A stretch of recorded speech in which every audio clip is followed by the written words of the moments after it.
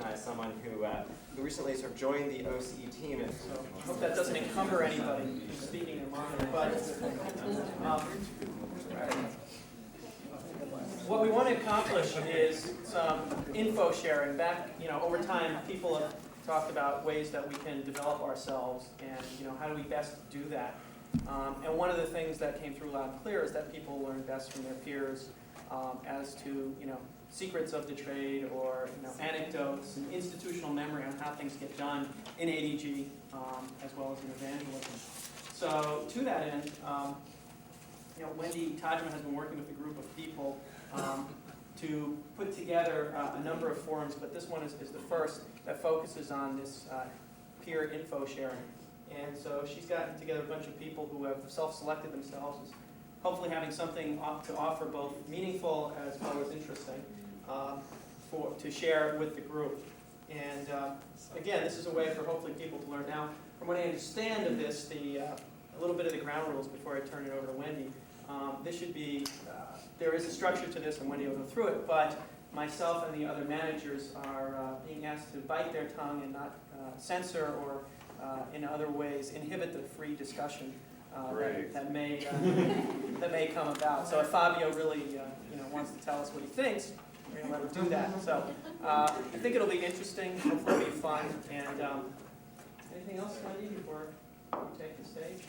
You weren't self-selected. Yeah. Sorry. We want to make it very clear that we're getting no money out of this. It's clearly we had to dictate that people do this. No. All yours. It's self-selected. I want to get in the audience for this. It was a selection process through people's behavior and their commitment to supporting their peers. That way. We were drafted. No, we're blackmailed 6 people. No, they didn't at all. No, seriously, I actually have been real happy.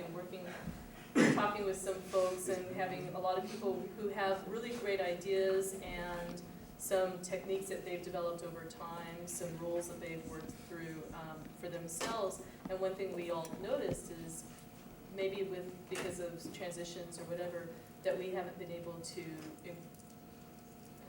inculcate new people and give them and just share what they've learned between the peers. So consider this actually kind of a kickstart to say it's okay to ask your peers something. Don't be afraid that you don't know. Don't be afraid that you thought everybody else knew this or that you're taking up their time.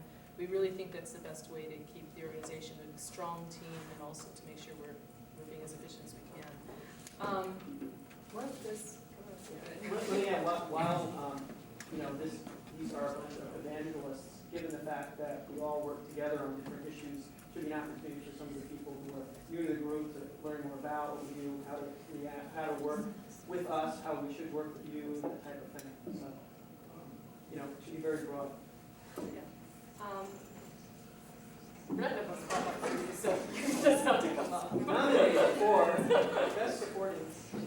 One thing you will Suzanne's notice. a manager now, so. Yes, one thing you will notice is that there are a few managers here. They were told very clearly that they were supposed to talk as an evangelist, not as managers. So intelligently?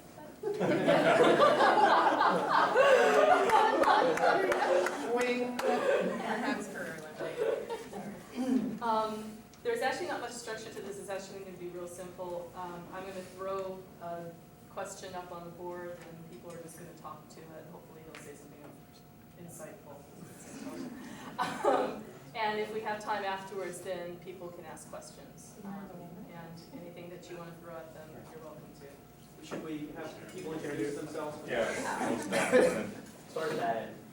I'm Marvin's daughter. You've heard enough from me already. And I am Fabio Bettinati. I used to work in evangelism, spent here about 2.5 very happy years, honestly, and I used to be Apple's scientific engineer and evangelist. I moved to MSSW, Macintosh System Software, and I am managing what's called the Azure project. I'm Suzanne Forlenza. I've been in evangelism for about 2.5 years as the worldwide market access evangelist and recently as a manager in Lynn Perone's group for general productivity solutions. And I'm Craig Fryer. I've been at Apple for a little over 3 years and originally brought on to manage a relationship with Microsoft, and very quickly saw the light of day in creating an interesting job in doing consumer software evangelism for the Macintosh. I've been doing that for about 2 years now. My name is Mark Thomas. I'm the AppScript evangelist, and I've been here about 2 years. I'm Philip Evanier. Before moving to Pi Land, I was the K-12 education evangelist for a little over 3 years. I should also say, in case you think that he's going to try to crash the panel, Fort Johnson will be coming in about half an hour. He actually is supposed to be up there. Okay, just to start off and give a little bit of context, the first question I wanted to ask was, what has contributed most to your success as an evangelist? I think Suzanne said she wanted to go Oh, first. I think I heard that too. I did. I did as well. Lead on this thing. So delegating. Pushing people around will probably be another one. Well, this is the year of the woman, as we can see by the panel.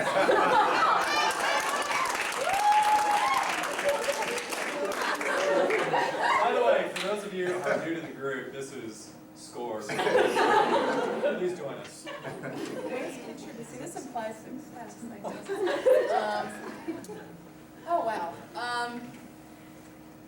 One of the things that, for me, a very wise man by the name of Scott Schnell, a couple of years ago when I first came into evangelism, said something that has sort of always stuck with me that I've tried to follow along with. He said, at Apple Computer, and this is not specific to evangelism, but just in general, at Apple Computer, death is when people ask themselves, what does so-and-so do in the organization?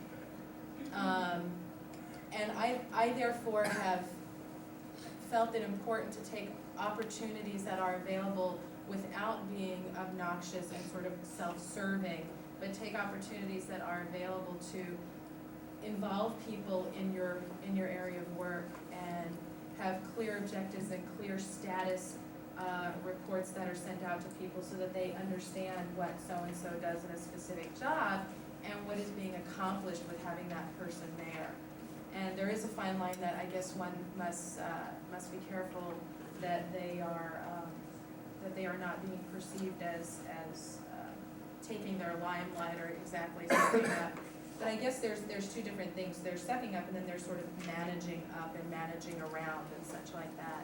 And I think people discern sucking up pretty quickly. They get that. But managing up and managing around and just letting people understand sort of what your goals and deliverables are and where you're at in accomplishing those and the kinds of things that you work with on a daily basis helps them understand what you're doing in the organization. And therefore, I would hope that people don't walk around and say, what the hell does she do? Why do we pay her? So. I can add a little bit to that as well. I found coming in, one of the key things to my success early on was building a network around the company of contacts in product management and also in AUSA. So to quickly identify who your constituents are in those other parts of the organization and then spend time with them.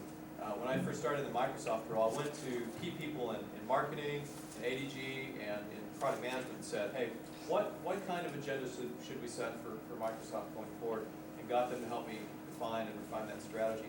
I know especially coming into evangelism, a lot of times you'll be kind of thrown into the water with the sharks right off, and it's difficult to get your bearing and perspective. So building your network, having other people help you refine your strategy, I think is real key to succeeding. Plus, if they help define it, then hopefully they'll buy into that and then support you down the road as you execute those strategies.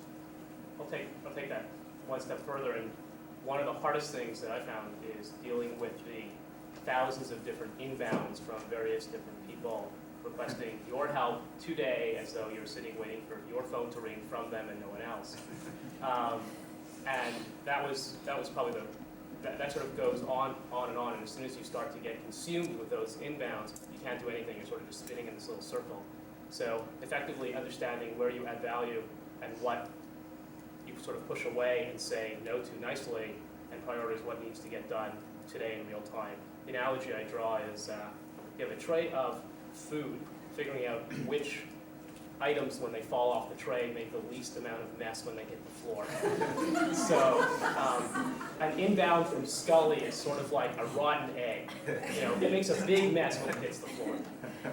Yeah.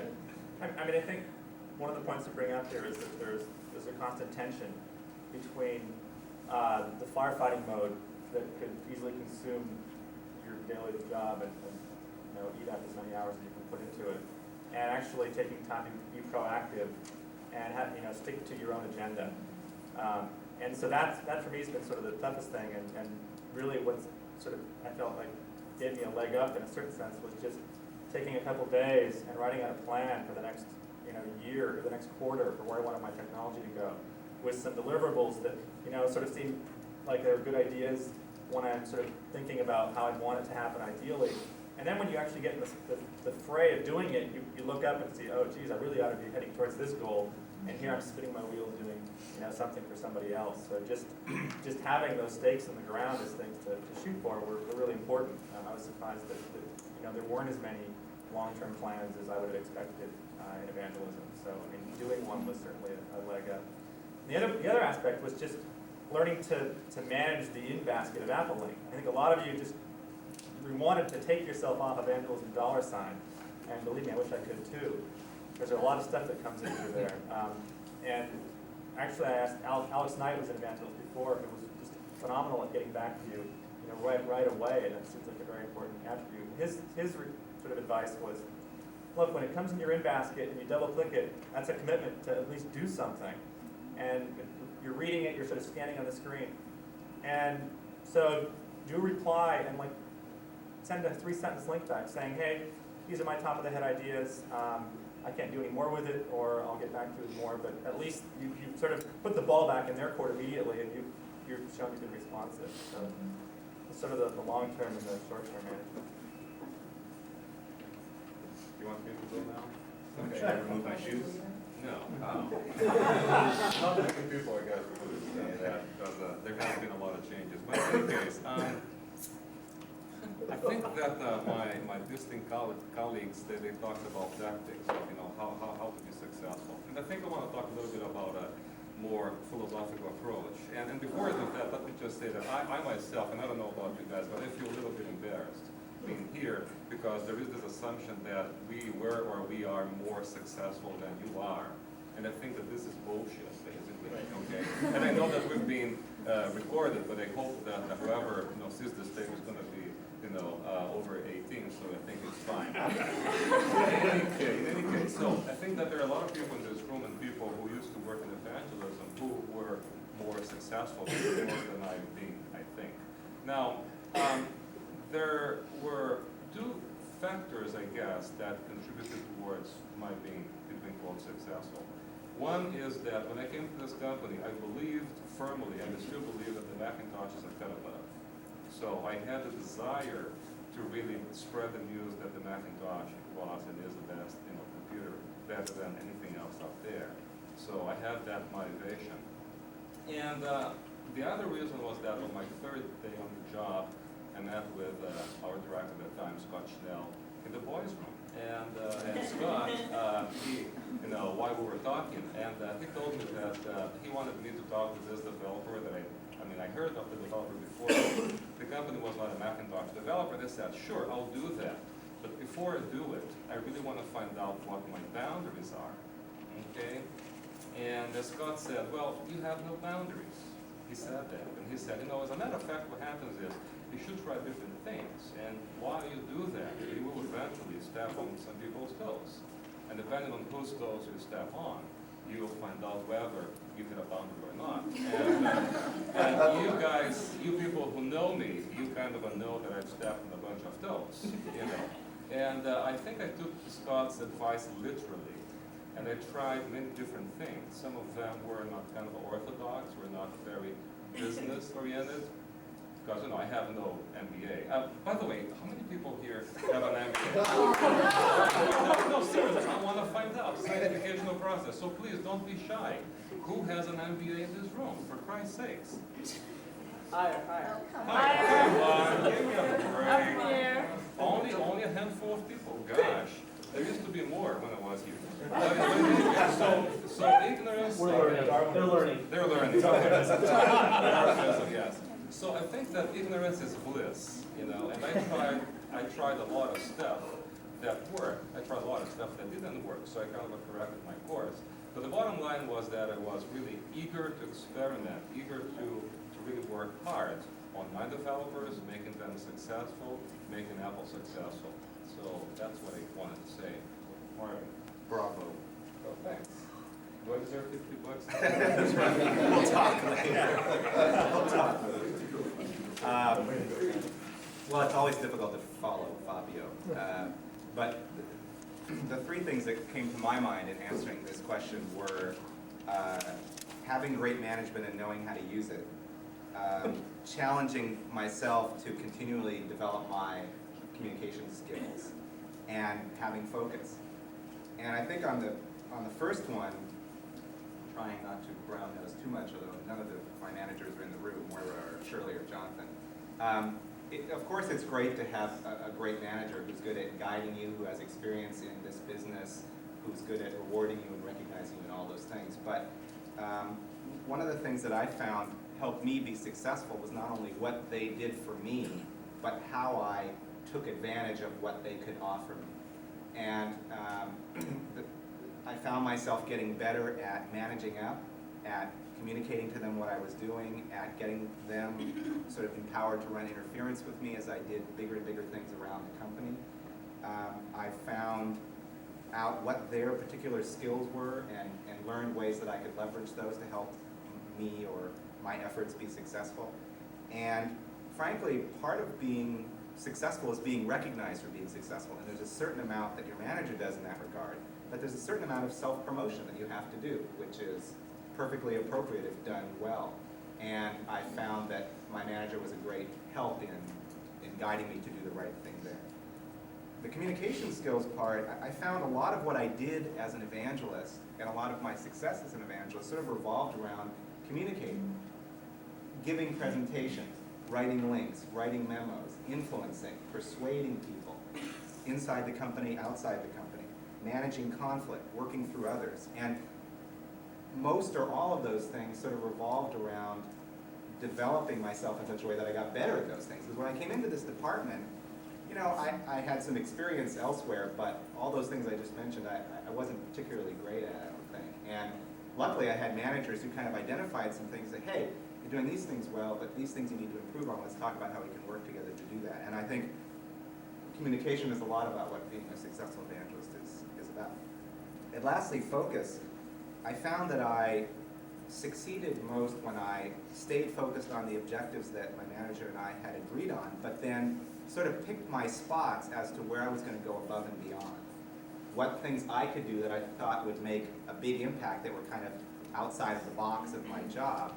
And frankly, not only would have a big impact for Apple, but would advance my own skills and advance my own career in some ways. And I think the trick there for me was figuring out a way how to meet my objectives, contribute above and beyond, without overcommitting and while still sort of being a good self-managed person in terms of being responsive, staying on track, not dropping the ball, those kinds of things. And that was again something that I didn't have when I came into the department, but I just had to learn as I went along because I knew that I needed to be that way in order to be successful. Great. A couple of people mentioned something that I know has always been an issue for evangelism. And each person doesn't have to speak, but to the extent that you have some tips and things that people can learn from, go for it. How do you manage the incoming, the calls, the links, the requests, the visits, everything else? Just do it, basically. Don't think twice. And a lot of times you got to be ruthless. When I first came here, there was this barrage of things that were flying back and forth.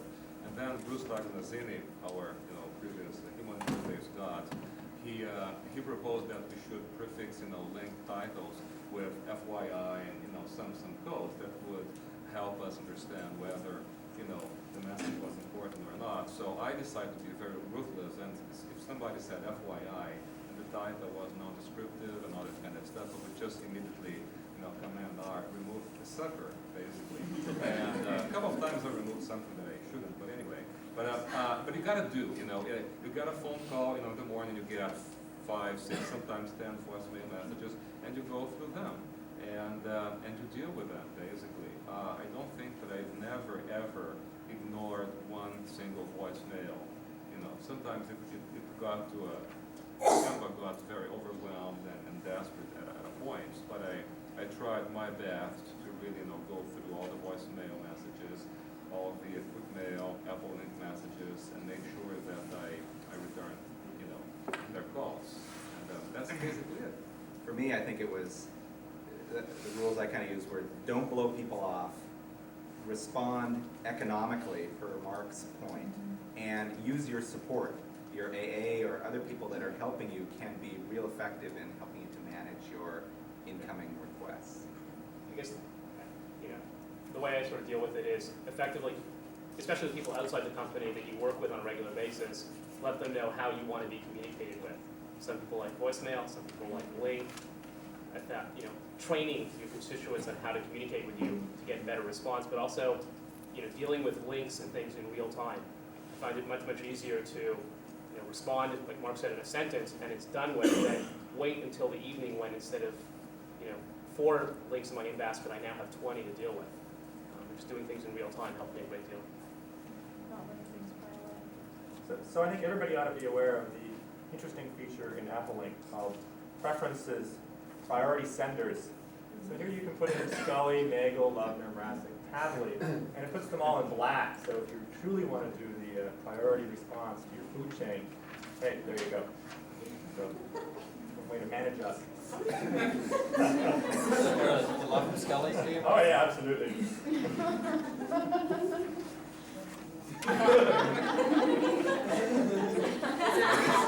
Any additional, Well, I mean, it sounds like everybody's pretty I don't know consistent. about, I'd be interested in hearing response from you at some point today on this stuff. I know personally, I still really struggle with this whole issue of the in-basket. The volume of interest continues to really grow in the area that I'm working in. And I get references and calls from all over the company as well as the industry, people who are interested in what's going on. And I find one thing that's helpful is to, on your voicemail, to let people know what's going on. If you're out of the office, let them know on your voicemail. I know it's a pain, but change it daily. And deflect calls, like on my voicemail, it'll give you where I'm at, when I can be reached. It'll tell you if it's an emergency to contact Natalie. And it'll tell you if you have a question about developer programs to contact the support center hotline.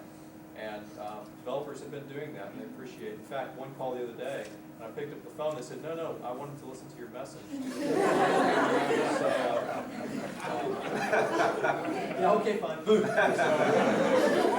But I think it's a real struggle. I mean, I'm not one who likes to, get up first thing in the morning before I get ready or before I go to bed at night to check my links and stuff. So yeah, I know some, how many of you guys do that? Yeah, so I suspect a few of you might. And so it's continuing to be a real struggle for me to find the right balance of knowing which to respond to, and as a lot of quotes from Scott. Scott used to tell me, do the things, make sure you do things that will kill you first, and things that won't, just learn how to not deal with them. Another thing that I learned when I first started evangelism, I went around and talked to a lot of the senior evangelists, and I said, tell me something that I won't know until I've been here 6 months. No one told me about the volume of mail and requests that would be coming at me. But one person did share something, in fact it was Marvin, that I thought it stuck with me. And that is, most of us in here are very conscientious, AA type achievers. We want to be very responsive, very helpful, and it's hard for us to say no. And that's when an evangelist really starts to struggle. When I've had my most intense times is when I haven't said no enough. But he said that you have to learn how to say no, or possibly even ignore things without feeling guilty. And I don't know about you, but that's a very difficult challenge for me, and I continue to struggle with that. Well, one of the ways that And I look forward to OCE as solving all my problems, so. Michael, please. one of the ways that I've learned, because this is a big one for me too, and I sort of like this huge anvil got lifted off my shoulders when I actually told someone no. But what I found is I have like 3 or 4 ding letters or whatever that I keep on my desktop that include information in there that I can just personalize at the top and say, "Dear Tom, thanks so much for your, link, and let me direct you to some other resources as I will not be able," and so that takes me like a second, and it looks like on the other end, he goes, "Wow, she took time to write a page-long link to me and direct me to all these resources." Well, yeah, kind of. So I forward those things on out. I've also, Can you make a copy of it? sure. On my voicemail, I will not return, my manager's not, I will simply not return phone calls that come to me as, "Hi, this is Tom Smith, 415-555-2121, call me." Those are usually approved. Sorry. If it's important, they will call back. So, and I ask people, because I work internationally, I ask people in the countries that please make sure that people use your reference name when they call me so that I'll know that this is something that someone used my name in a meeting and asked to direct that person toward me, and I want to make sure that I'm servicing both the person on the call and the person that came from the Apple Country organization. But I guess unfortunately I'm one of those that I check link, the minute I wake up and before I go to bed and stuff like that, which I would love to not have to do, but I'm a little bit obsessive about link. I go into link every hour on the hour, and I check links and I answer what can be answered, and ones that take a little longer, I download to my hard drive and deal with at the end of the day or something. But I think that responsiveness is important to me in the sense that the person who sent me the link is waiting for information on the other end, that if I don't give it to them, then they're stalled. And I don't want people to be stalled in their projects, and it can be things as simple as a yes or a no so that they can take the next step forward. And I would like to sort of be treated in the same manner, so therefore I extend myself to make sure that the responsiveness is there from my side. Sounds like, I'm sorry. No, I was just gonna double click on something Suzanne said. I found it's okay to send someone somewhere else as long as you're sending them to a real place.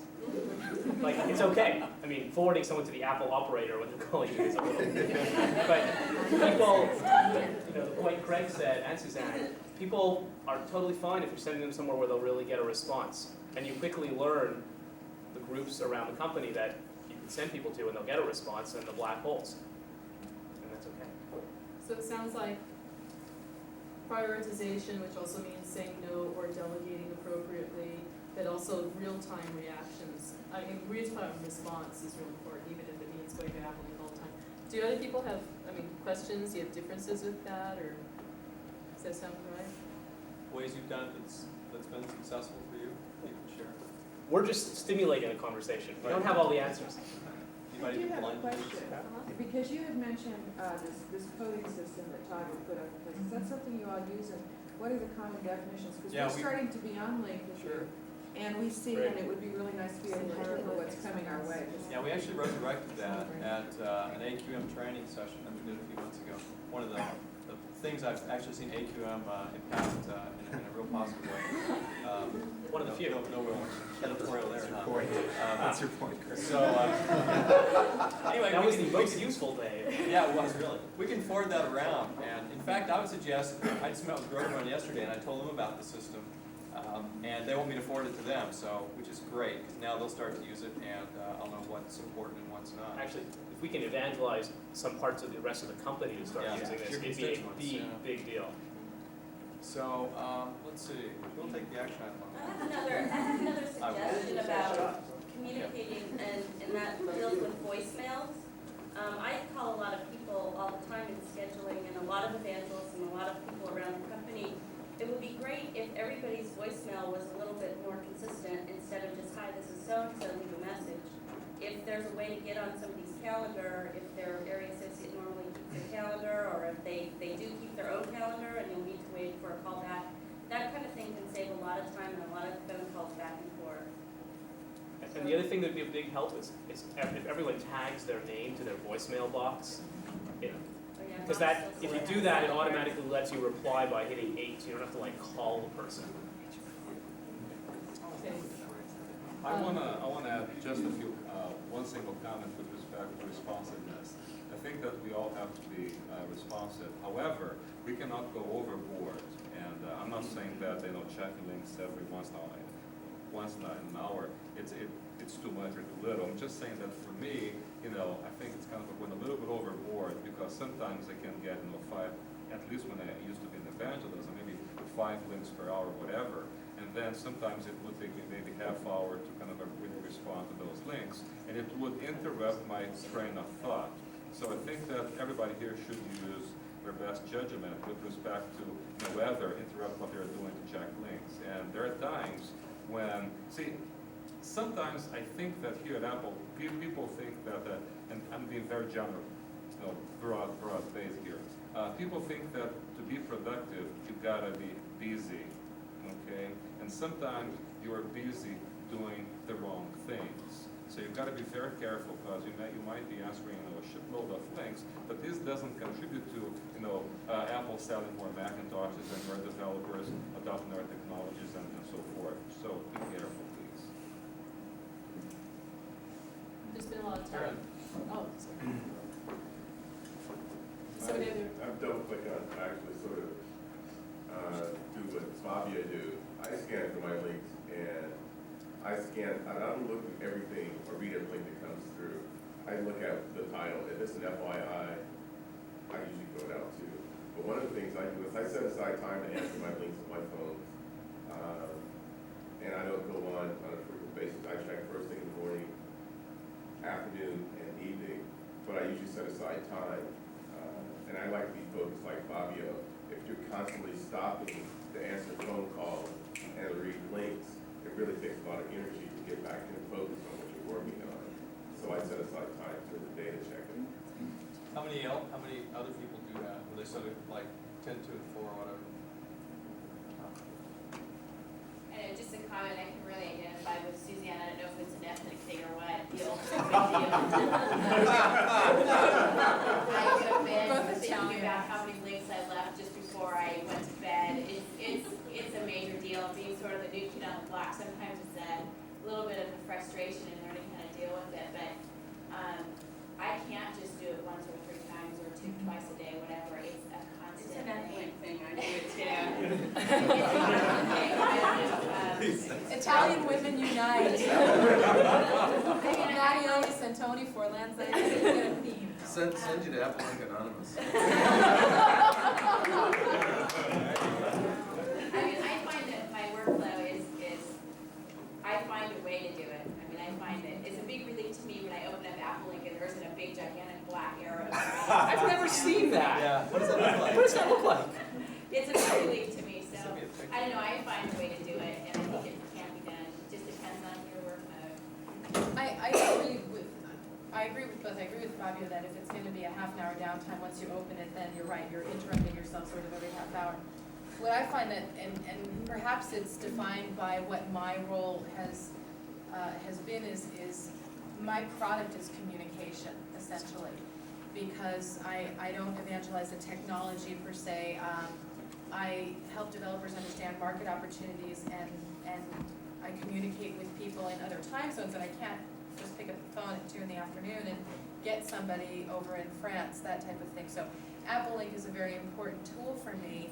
I also think, though, that evangelism as a whole is a service organization. We do have products, sort of, kind of, but we don't sort of like ship a box at the end of a year-long cycle, and then we all take 2 weeks off and go to Disneyland because we ship the box. I think that communication is very important, because communication is the basis of good developer service. And if your developers see that you're responding to their issues and to their needs, you can build a trusting relationship with them. And through that trusting relationship, you can get them to do some things that they might not have done if they didn't trust you so much, like adopt your technologies and such like that. So that's sort of the more philosophical you mentioned of what drives my interest in being extremely communicative. One last thing is that it's sort of fun. You're always receiving links. It's fun to sit down. This is what I'll do. And just send a bunch to my developers. Hey, it's been 3 months. What's going on? I haven't heard from you. And I send off a paragraph, usually when I'm not as busy, and then I'll get back a bunch of different links that are all just aimed at me, and they all have great information. So it makes it kind of fun to open up Apple Link because it's like I have a pen pal. You know, hey, how you doing? Oh, that's great. It's weird to actually meet some of these people. Oh, I feel like I should be writing you a link, you know, instead of talking to you in person. But so, I mean, sending out proactive links, although it seems like, you know, managing your link load wouldn't make a lot of sense to generate more work for yourself, but it's the most rewarding kind of mail to get. It also, you know, makes you feel a little better because you're generating links for someone else to answer versus always answering them.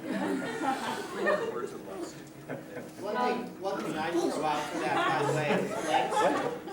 Not yet. Maybe we should have another session on link management. Yes, that'd be a good idea. One thing I was going to toss out with links is sometimes you can't answer one immediately. It needs research or whatever, or it's a longer term project. You can't pull 3 hours out right now because you have a meeting coming up. Is to have a standard place to drop all those things so that you can capture them later and do it reliably. I haven't, right, basically what I'm doing now is it's all going out on paper, winding up in a filing system where I can do a quick look and say, okay, what are the things that I have to get back to within the next day? And so I have a standard repository, so when I get, you know, clear meetings, first thing I do is flip that open and say, okay, what do I have to get cleaned out now?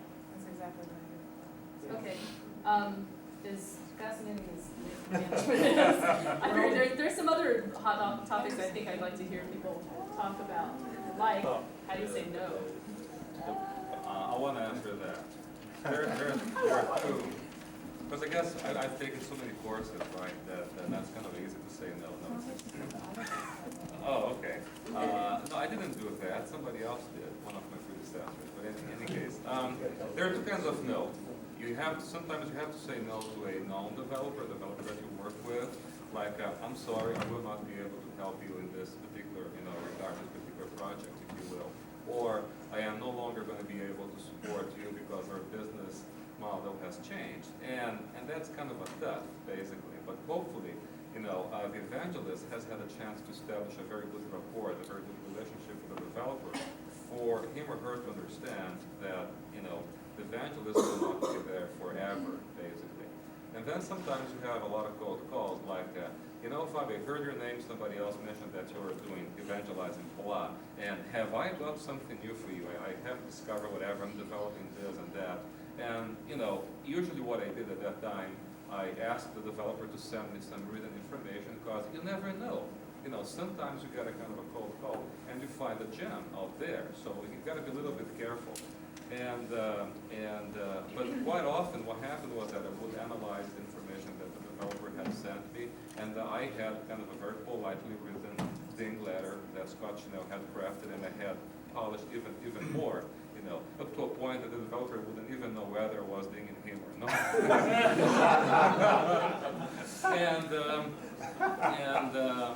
and sometimes I guess once it backfired, but it was not my fault. So not surprising. I guess When I was an evangelist and had to do this kind of thing, actually I still have to do it as a manager now. I guess the rules I kind of used were be honest, be polite, and always provide a next step. I found these sort of falling into a few different categories. One was where, we simply didn't have the bandwidth to deal with this developer or whatever it is. And I would just simply say that and try to give them some information about, well, so why is that? Well, because our focus areas are here, or because we're working with these people who are really bigger fish than you. I mean, not in those words, but to be kind of honest with them about why it is that we're saying no. And usually, that's hard to do, but usually people would feel okay about that, because it's better that they get a solid answer than they get no answer. Another category was where, and this is harder, well, there are two other categories. One was where it's not just that we didn't have the bandwidth, but it wasn't an area where we were focusing. That's actually easier, because then you have an easier story to tell. Because say, well, you're doing dishwasher management software, which you stop focusing in that area right now. And that's the easy part. The harder one is where I didn't feel where I was turning off a developer, where I had been working with the developer for a while, and then I had to say, well, no more. And that's hard. And most of those cases revolved around, hey, evangelism just can't have the kind of impact that we want to have with you right now. We need to focus our priorities on, kind of what our constituents care most about and where we think we really add value. And that's a difficult message for developers to hear, because from their perspective, they're kind of losing a resource that they hopefully perceive to be valuable. And I think that articulating to them what it is we do, not just what our priorities are and what our focus areas are, but where we like to focus our time in terms of design, in terms of business assistance, in terms of marketing planning, in terms of whatever. These are the areas where we'd like to focus our time. You're pretty set right there and there and there and there.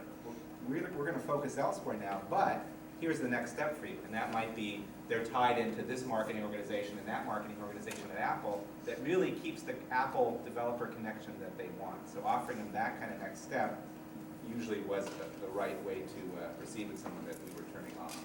Tracy? Just a quick question on that. When you tell developers no that we're focusing somewhere else and you say it's hard on developers, what sort of reactions do you get? What sort of things do they say? Right. Well, abuse is certainly one category. Escalating their abuse to upper management. Including John Scully. Including John Scully. And there, what the appropriate thing to do is, again, you have to sort of manage up. If you know that you have a problem developer on your hands, if you feel confident that you are turning them off appropriately, I mean both politely and justifiably, then you need to let the management chain know that there may be incoming.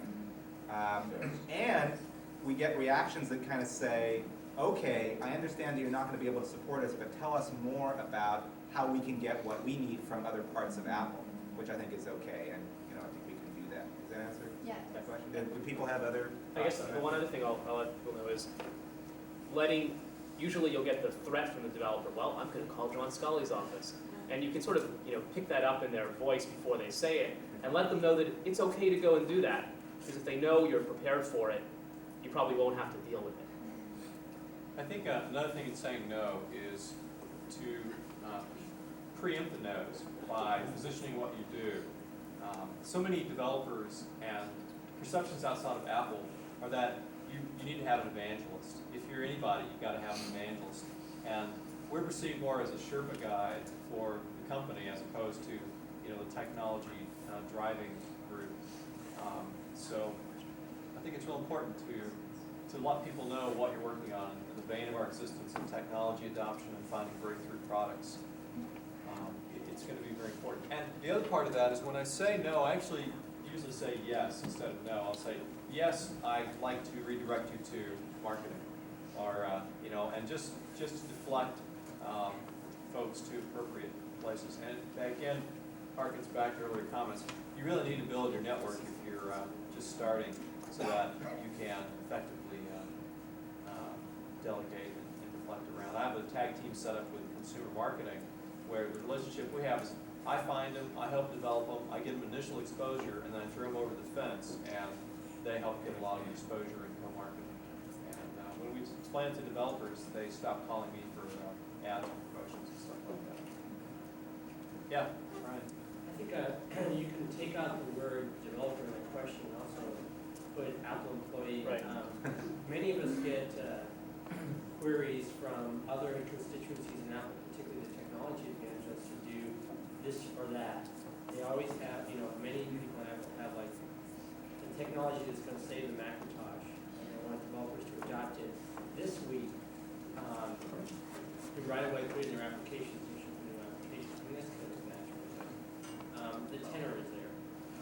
And you can use many of the same techniques that these folks talk about working with for pushing back those Apple constituencies that are trying to see us as the only gateway to get their technology used by the world.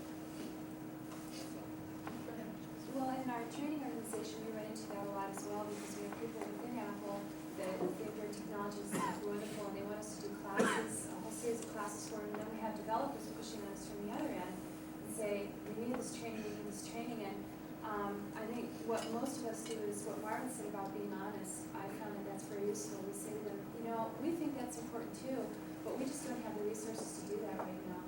And people, they don't like it, but they appreciate that when you tell them that, especially within Apple, because everybody can kind of understand constrained resources. And also, if you can find something to give them, a way to soften the blow. In our situation, there's often nowhere else we can redirect them. But I'll say to them, well, we can do training in this area, but let me tell you about some of the things that are coming down, and how would you like to be a beta tester for one of our other courses or something like that? So, but we do that a lot too. We like to say no to I mean, in fact, one of the wins about being a software technology evangelist is when people call, they're usually viewing me as the gatekeeper for the seed, basically. And so if they've been smart enough to figure out how to find me where I am, they're actually fairly qualified leads. And at this point, I say, sure, give me your name and address. Boom, I'll send you an AppleScript seed kit, and send me another link when you've got it implemented. So in short order, the ball is back in their court, and they've got all this documentation they have to wade through, and giving them Richard's course. They're like, what hit me? So, send them my way. They'll be adopting AppleScript before you know it. Also, one thing that I think that helps too, as we talked about earlier, is if you really let people know what your objectives are and what your role is, then you filter out some quite hopefully. I mean, some people will, I have a tendency to get anything that has a foreign country's name in it, because I'm the international, evangelist. And I used to get things like a group of Swedish students coming over for the summer, can you entertain them or something? Male or female? Anyway, but things like that where you just kind of go, okay guys, and you use every opportunity like that you can to say, thanks so much for the for sending this my way. It sounds really interesting. Just to sort of reiterate, my goals is to actually work with developers to get their product into distribution, and so and then you step them through your goals and objectives. You say, then at the bottom you say, as you can see, this does not fit into the deliverables here, so I'm not going to be able to help out on this. And so you kind of used it as a two-pronged opportunity to let people know what you're focusing on and say no in a very sort of understandable and clear way. I think the reality, though, and I would like to replace this too, as Brian said with Kirk Lovner and things like that, for example, because that's where I know I have the hardest time saying no. And Or how does Kirk say no to a developer? Kirk says, let me pass you on to the evangelist. Yeah. Seriously, he doesn't say no, and so it goes your way. And so I guess what you have to do is give as much information as possible, and we're probably going to get onto the subject next, but covering your ass is a good thing.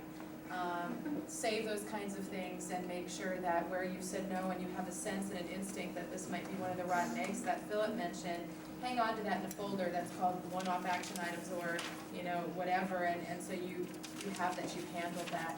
But that I find is the tougher one for me, actually. That is a really good point. One thing I heard some really good things about setting expectations and being honest, being polite, also giving them next steps. That all makes sense. And that we also know that when you say no, you can very often get a lot of abuse back. And I think also people feel guilty about saying no because you're not helping them. And I've actually heard people in the department say, well, I hate to say no. And so they don't. And I just wanted some reaction from you about, how is it for you if you don't say no? Usually much more painful in the long term. I mean, how important is this to be able to turn people off effectively? Actually, one further on that is what makes you say yes? I mean, what is so stimulating, or what about this question if somebody came to you made you say yes? That's a good question. That's an excellent question. I think for me, it's either that it's really tempting, meaning it just has some inherent level of interest for me, or it feels like it's part of my job, and I'm sort of not good enough at maintaining my focus, because if I'm the education evangelist, it seems it's an education thing, and it seems like something my constituents would care about, and so maybe I really ought to be doing it. And it's sort of not being focused enough on what my objectives are, and not crossing the line. Hi, Ford. Jump right in. Say no, Ford. Hello, just say something.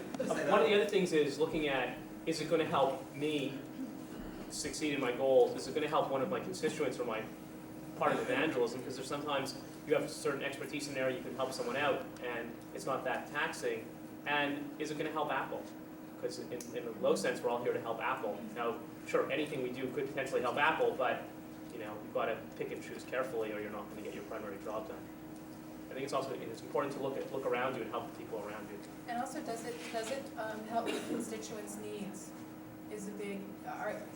are we my customers, the international constituent, am I satisfying their needs by working with this developer? So that's very important, because at the end of the day, if I haven't sort of fulfilled the needs of those people, then I haven't done my job. That issue almost sounds to me like it's a trial and error, like. Oh, yeah, there are times when you say no, where you can kick yourself in the butt for having done it, and then you go back to the developer and go, hire another What goes around usually comes around. Actually, at the SPA conference, this was pretty amusing, just an anecdote. The SPA conference a year ago, a product named Bank Street Writer won Best New Education Product. And the person accepting the award was Peter Kalman from one of our illustrious developers. And the first thing he said is, I just want to thank Apple for telling me that this was a ridiculous product that I shouldn't be wasting my time on. And sort of held up the award. Before my time. Actually, that he did, I think, even mention that somebody at Apple Computer told me, don't waste my time on this product, and he sort of waved his award. So there are times when it backfires, but I think that that people get pretty good at understanding where the places to say no are and where they're not. Some of the panel members, or data sensitive creatures that they are, wanted to make sure that this is working for you, or do you want to, how's this going process-wise? Is this interesting? Do you have compelling questions? Because we're also going to run out of time before we ask everything. Is there something that somebody's going to die if they don't ask? Is this useful? Is this useful? Is it boring? Are you passing Is notes it yet? boring? What's going on? Boring. Well, I just hope that all of you are, I know when I give an example of something, it's the ideal of what I really want to be doing versus what I am doing, and I'm not saying that you guys aren't telling the truth at all, I'm just saying that, no, really.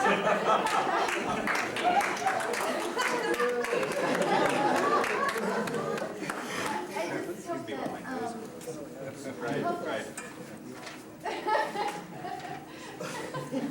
I just really hope that everybody, including, I mean, I'm not an evangelist, but I certainly work among the technology evangelists, and I know I get a lot of calls that you all deal with too. And my ideal is to say, well, yeah, sure, I always give them a letter and say, oh, go on to this, but my first reaction is, God, damn it, I always have to get these calls. I mean, so I'd also like to hear a little bit of how you manage your stress level when it comes to getting really upset. Oh, I kicked my wife as I kids? I guess not, you know. It's the Latin blood. I drink martinis. There's two. But I hope Tracy, the assumption is that I think I do that all the time. Ask Johnny, sits right near me. So it's not, and then you deal with it though. You sort of go, oh God, this guy again. Okay. Because I don't want to feel like the only one who gets a phone call, and I'm not in your technology going, gosh, is there some Actually, I had a question that I was going to ask that I think, which may be, may lead a little bit too. I'll share that. In my early days, you sort of get these phone calls and you get really upset and sort of respond instantly in that upset mode. And I did that once, but ended up being upset to one of the associate deans of the Harvard Business School. And it wasn't a very good thing. Well, I'm not going to Harvard. And also Apple's reps and Michael Spindler and others were very involved in the Harvard Business School. And what this person was asking for was totally outlandish, but very upsetting, and I reacted. So I quickly learned to take a run around the building before I call these people back. It's just, you've got to step back. And for a while I wasn't stepping back, and I was stepping forward way too fast. Well, what made you stop? Reality. Like if this, Someone came to you and said, well, someone came to me and I came to myself and said, wow, this was not a good thing. So, what I want to hear is, who came to you and why, let's see, should I start, the list started with, well, it ended up with being my manager at the time, who was, I think, Jonathan. It started off with the district sales manager on the East Coast, followed by Keith Fox, followed by a number of other people. It was not a good thing. Live and learn. But I'm here. A couple of interesting things that I learned. One, in orientation, I was told it's a very open, communicative company. You can talk to. They tell that to everybody. It's just a big. You all heard that in orientation, right? So I was the Microsoft guy, and I started dealing with some very strategic issues. And at one point, I thought Scully should know about one of them, so I learned. And I found that the chain of command was an important thing to follow, even though there are things that are stated and then there's reality. And the statement of things being open is true, but within limits. So I thought that was an interesting You're just too trusting, Craig. learning experience. Yeah, just take You people. can send John a link on his birthday, but other than that, it's... I take people at face value. I think one of the most, another that's a little more relevant though is I continue to grapple with the passion I have for the job that I'm doing and how to balance that with other things that are more mundane about what I need to do. A couple of years ago, I got involved with a new consumer division and really let my passion get a little bit ahead of me and worked very hard to establish stuff, but didn't really pay attention to some of the more block and tackle parts of the job. And it really taught me that I have to.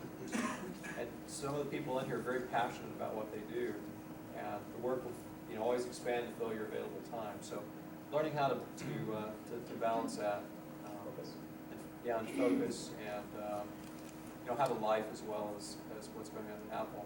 It's been an interesting thing.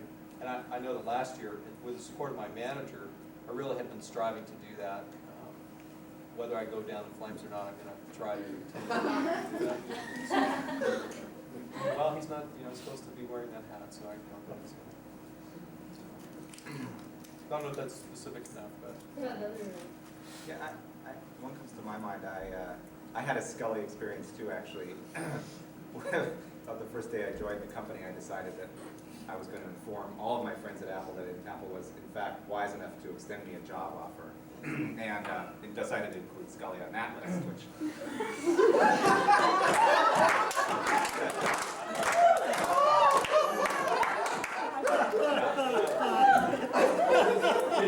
The funny thing was, what does this tell me? Of all the people I sent the link to, there were only maybe 2 or 3 that responded, and Scully was one of them. Wow. So, said great things about Scully, but made me wonder about my friends or acquaintances. He said, congratulations, education is the world's key to the future, welcome to Apple. It was nice.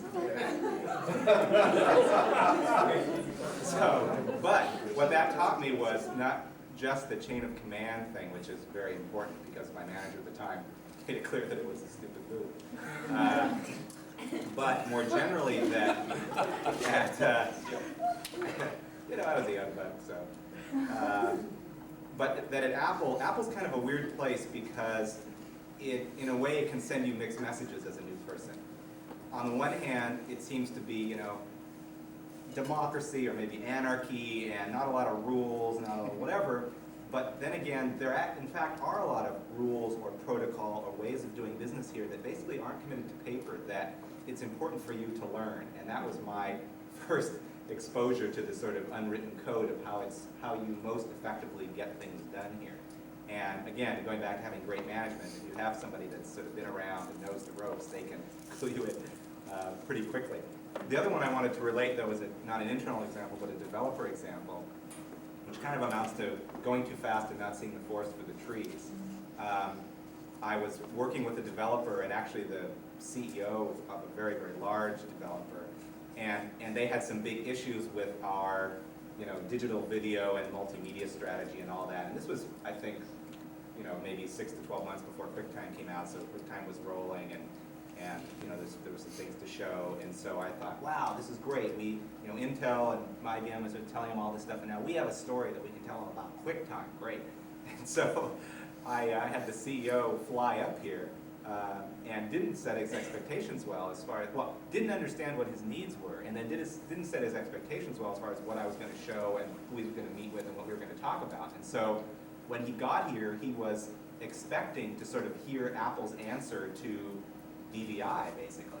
And what I showed him was some interesting technology, QuickTime, which didn't come close to meeting his technical needs, and a story that kind of promised that maybe we'd be able to compete well against DVI in the future. But in the end, he left not getting much of anything that he wanted, and in fact being disappointed. And so what that taught me was I was going too fast. I mean, it was one of these things where it's like, oh, I've got this big issue to deal with, and oh yeah, I can handle it just by doing that. Now that one's done, on to the next thing. Where in fact, that was not the right way to handle it. And second of all, not slowing down enough to kind of step back and say, hey, this is a really important developer. There's a strategic issue here about Apple's answer to Intel and Microsoft's and IBM's digital video strategy. Let's think about this a little bit. Let's consult some other people and come up with a strategy for dealing with this instead of kind of hearing him on the phone saying, I want to come up tomorrow, and saying, oh, okay, yeah, come on up tomorrow. So that taught me to just sort of slow down a little bit and try to not move as quickly to implementation, think a little bit about strategy. Ford, did you? Yeah, I only had a personal anecdote about John Scully that was probably personally embarrassing to both of us, that I don't think anybody learned anything from. I was hired on But as it was original. lasting memory. I don't know if anybody here remembers Apple